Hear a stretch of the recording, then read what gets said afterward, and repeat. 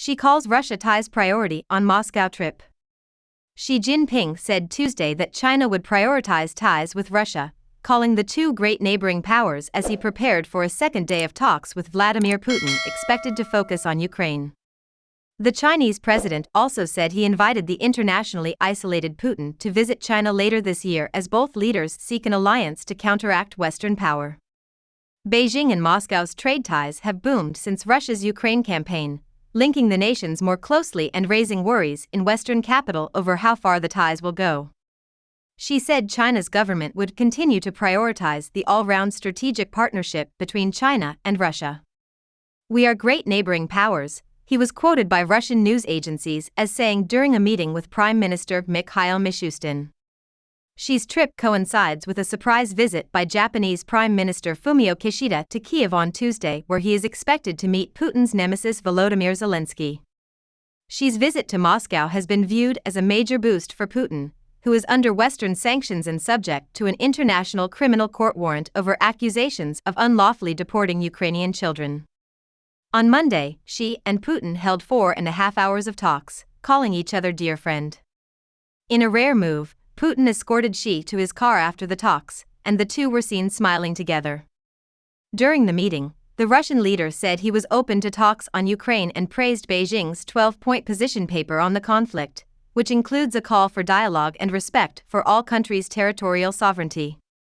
Xi and Putin are also expected to discuss boosting economic cooperation as Russia boosts energy exports to China after being mostly shut out of European markets. Ahead of the talks, Russian gas giant Gazprom said that supplies through the Power of Siberia pipeline to China had reached a daily record on Monday. Xi's three-day visit began a day after Putin traveled to Mariupol in eastern Ukraine, his first trip to territory captured from Kiev since the start of the assault in February 2022. China has sought to portray itself as a neutral party in the Ukraine conflict, but Washington has said Beijing's moves could be a stalling tactic to help Moscow.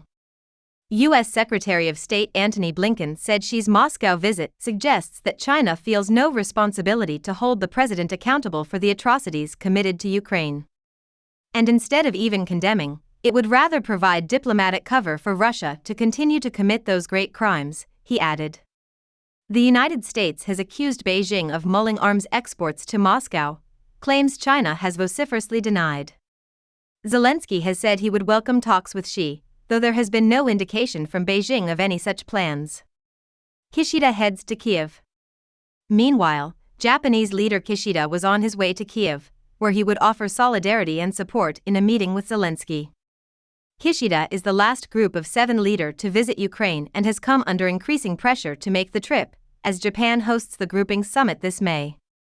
Japan and China are close trading partners, but Tokyo has been increasingly worried about Beijing's growing assertiveness in the region. Japan is part of the US-led security alliance known informally as the Quad, which also includes India and Australia, and positions itself as a bulwark against China's military ambitions in Asia and the Pacific. Moscow and Beijing have over the past years ramped up cooperation, both driven by a desire to counterbalance US global dominance.